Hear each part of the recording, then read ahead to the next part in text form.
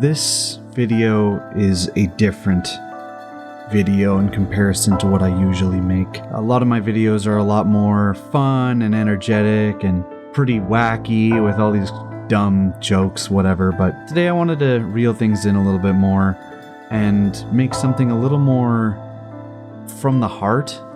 Today I want to talk about someone who is very special to me and a game that surprisingly hit me harder than flying into a wall, if you could say.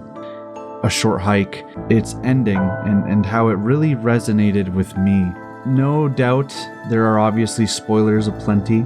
We'll sort of just get into it. Growing up was weird for me. We grew up in a small town in rural Canada. Being multiracial in a very rural community was not an easy task. My mom was there for me when I needed her the most and was a pillar in the multicultural scene within the 2000s. So really, when I felt like I had nobody, my mom was always there. My mom was there for me. Things weren't always perfect, but going into the 2010s, as we grew older, our parents split and everything, I realized my mom was really all I had. She began to get more sick as the years had gone on, and it became a lot more of a realization that our time together was both long and also short. There's no way to know how long you have. And as my mom's health became worse over time, I guess so did my faith in a lot of things. The protective shield that you have as a child of that innocence began to wear off as I became a teenager and as I started to deal with more loss and other feelings of grief, whether it be lives or relationships. It always became a looming presence that this person that was so special to me wouldn't be here forever. And it became a thing that I feared, a thing that was in my nightmares even.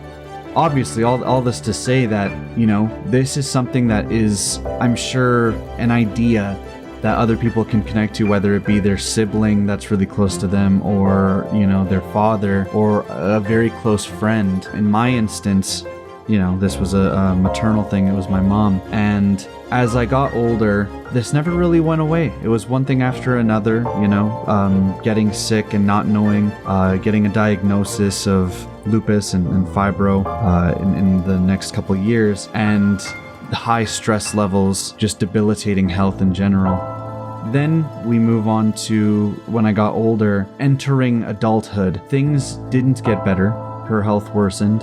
And I, being a young adult, had aspirations to leave the small town that we grew up in and in search for something new, in search for something that could better our situation. I talked about that move, my move to Vancouver in the big city, and the struggles that I had and the friends that I had in my other Persona 5 video. But there was another side to a lot of this stuff that a lot of people don't know of, and it's that when I moved away in 2019, that was a year after my mom had gotten into a car accident and her health had gotten almost as worse as it's ever been. And as I was gone, it became worse and it became more apparent how much it affected me and hurt me inside. So where does A Short Hike fit into this? Let's take a look at the ending. This game, it comes across as a very cutesy, Animal Crossing-esque little adventure. The idea is you're off visiting your aunt and you're on an island. There's a couple other inhabitants here, but at the end of the day, the mission is to get to the top of this mountain. You're meeting new people and becoming more than you were at the start of the game as it progresses. Now, the rest of the game doesn't really matter for what we're talking about today. What we're really going to get into is the ending. So after all of this, you do some light environmental puzzle work and you get to the top of the mountain, where the whole idea was Claire needed to get some cell phone reception. You don't know why. It's just to get some cell phone reception because she's getting a phone call. So, simple enough premise. You get to the top of the mountain and it's beautiful. It's gorgeous. You kind of forget about all the reason why you made it to where you made it. And then all of a sudden, the serenity of this beautiful aurora is just interrupted slightly by a phone call. And you remember this was all for this. This was all for that phone call being Claire's mother. She wanted this phone call to be from her mother because her mother was getting surgery. And she didn't really know until, I guess, she was on the island. It hits a little. Her mom didn't tell her because she didn't want to worry her. It began to sink in, the parallels of leaving, of, you know, not knowing what's going to happen to this person that you love, and in this case, her mother. Every time I watch this, I cry a little bit more. But Claire calls her mother, telling her that she's at the top of Hawk Peak, and the mom reminisces of her and the aunt going up there every summer. She didn't tell Claire because she didn't want to worry her. And she says, "You're so big, you're going to leave the nest. You won't have any need for little old mom." And Claire says, "I do need you. I'll never not need you."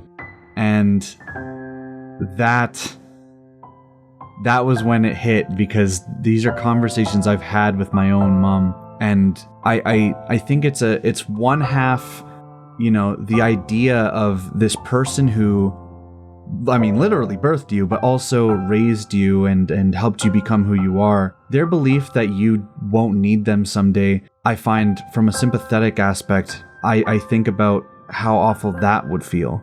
In some aspects, your parents might feel not inferior, but they feel like that purpose that they gave your growing years to, it's fading away, and it breaks my heart to think of that. As the story sort of reveals itself more, I broke down, because the idea of "I didn't want you to worry" is something that it's been a part of my life for a long time.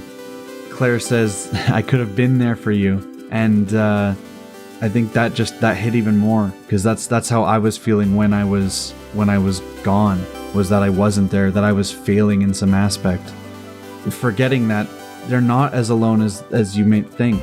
At the end of the day, an adult human too, that they're not helpless, but you really feel the love that's there just in these words, and they say "I love you" to each other, and it was beautiful.